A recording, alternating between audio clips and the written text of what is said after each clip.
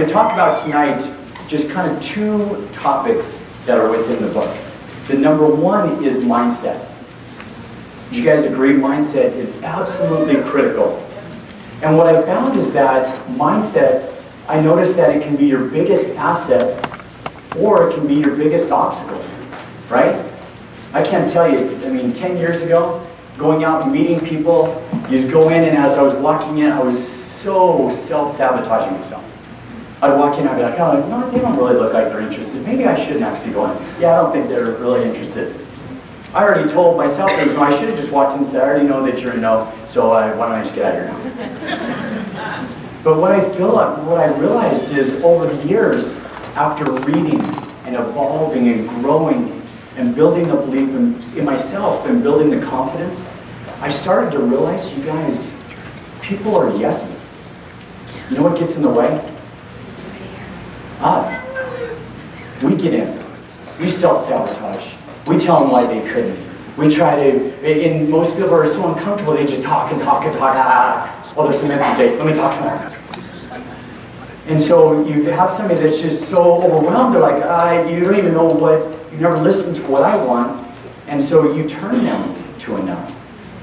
And so I really get into that mindset. I got to tell this quick story. So I was flying from Dallas-Fort Worth to Orange County. And I'm walking up the aisle and I get to my seat and there's a girl in the middle seat and I go to sit down and she goes, I see colors coming off you. Okay, awkward. So I've traveled a lot of miles and I've never heard that before. I was thinking either she's smoking something fishy or there's new oil that's like a hallucinogenic oil or something, I don't know. But I will tell you, sitting down and spending 2 hours with her, I think I was outside the airplane, flying along with it. She was a yoga instructor and she had some names for it. Chakra, yoga, wow. Holy moly. I literally was so engaged and in tune. But she said something to me that really hit home, that I absolutely believe with.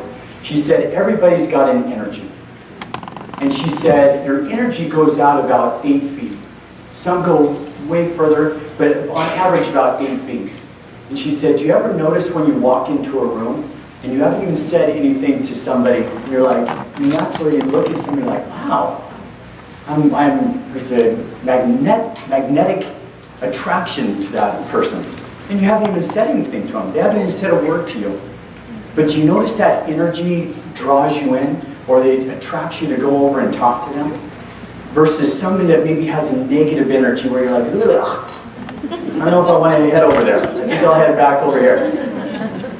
Okay, when I talk about mindset, the reason why I talk about mindset is because your mindset typically is what's guiding your energy. Let me ask you, can you be mad and I'm so mad, and then you meet a client, you're like, hello, how you doing today? Very nice to meet you. No, your energy. You've got this energy that's going out and they can feel it. If you feel broke and you're unworthy and you're desperate, do you think your prospect doesn't feel that? Of course they do. When you feel empowered and excited and passionate and wealthy and empowered, enriched and empowered and enriched and empowered, do you think that your prospect doesn't feel that and they go, wow, I'm super attracted to this person. Like I want to join, I want to be a part of what they're doing. They're going somewhere and I want to be like them. Right? That makes sense? So I talk a lot about that in the book and I give you steps. Because you don't just magically one day just go, boom, here I am, new me. No, it takes time. You got to go through and you got to actually, and again I go back to leaders are readers. One thing that I talk all the time about is your PVL, your personal value level. If you don't have a high personal value level, typically you'll have lots of friends. But when you say, hey, by the way, I'm in this business, what, do you want to join my business? And they're like, yeah, let's stay on the friend thing. It's because maybe you aren't adding value to that relationship that they go, wow, this person's really going somewhere. I want to be along with them.